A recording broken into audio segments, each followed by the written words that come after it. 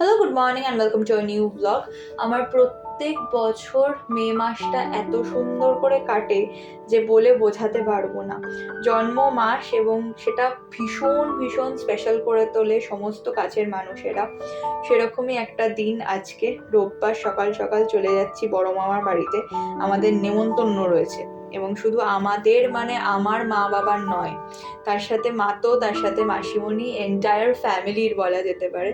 আর আমাদের ফ্যামিলিতে এটাই বোধহয় সব থেকে বেশি স্পেশাল আমার মনে হয় যে আমরা এত সুন্দর করে একসাথে থাকাটা এখনো প্র্যাকটিস করি, যে সেটা এত স্পেশাল। এখন তো সবই ভার্চুয়াল হয়ে যাচ্ছে, সেখানে দাঁড়িয়ে একসাথে গল্প করা বা বসে সময় কাটানো, এটা যে কতটা জরুরি। ফেস টু ফেস কনভারসেশন এখন তো প্রায় হয়ই না বলতে গেলে।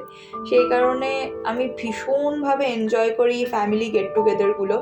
কোনো না কোনো ছুতোতে আমাদের ফ্যামিলি গেট টুগেদার হতেই থাকে এবং মম্মা অসাধারণ রান্না করে। আর সেরকমই আজকেও ভীষণ ভীষণ ভালো রান্না বান্না হয়েছে। প্রথমে আমি, বৌমা, বাবা, মা আর মাতো বসে গেছিলাম। তার পরের ব্যাচে মাসিমণি আর মম্মা বসেছে, তো তখন ওরা সার্ভ করছিল। আর তারপরে ওরা যখন বসেছে তখন আমরা একটু চেষ্টা করছিলাম যাতে সার্ভ করে দেওয়া যায়। আর লাস্টে আছে হচ্ছে এই আইসক্রিমটা। পাব রাইসের আইসক্রিম আমার এমনিতেই পছন্দের, আর এই মিক্সড ফ্রুট আইসক্রিমটা তো দুর্দান্ত, পুরো মুখে লেগে থাকবে, এতটাই টেস্টি। তারপরে 4:30টার সময় একটু চা নিয়ে বসেছিলাম এবং বাবা আর বৌমা ঘুমোচ্ছিল বলে, মানে ওই গড়িয়ে নিচ্ছিল, ঘুমোচ্ছিল ঠিক বলা যায় না, একটু গড়িয়ে নিচ্ছিল বলে ওরা চাটা পায়নি। তখন এই 7:30টার সময় আবার আমরা আরেক রাউন্ড চা নিয়ে বসেছি এবং প্রচুর গল্প, মায়েদের ছোটবেলার গল্প। এখন তো ভোটের একটা বিশাল ব্যাপার রয়েছে, কারণ কাল রেজাল্ট, তো সেটারও আলোচনা, হ্যান ত্যান এইসব চললো। আর এই হচ্ছে মামাবাড়ির আবদার। তখন যেহেতু অল্প করে খেয়েছিলাম, কারণ লাঞ্চ করে ভীষণ পেটটা ভরে গেছিলো, তাই তো মম্মা আবার এক বাটি ভর্তি করে আইসক্রিম দিয়েছিল, যেহেতু ওটা আমার দারুণ লেগেছে। মানে এই জন্যই বলে মামা বাড়ি ভারী মজা, কিলচর নাই, এই জন্যেই বলে।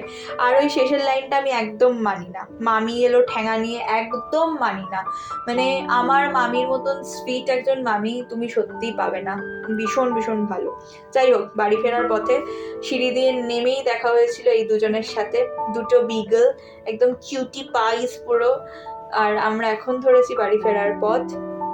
আর ভীষণ ভীষণ ভীষণ ভালো করে দিনটা কাটলো। তোমাদের সাথে সত্যি কতটুকু ভাগ করে নিতে পারলাম আমি জানি না, কিন্তু আমার কাছে ভীষণ মেমোরেবল হয়ে থাকবে। প্রত্যেক বছরই থাকে এবং প্রত্যেকটা গেট টুগেদারই ভীষণ মেমোরেবল হয়ে থাকে।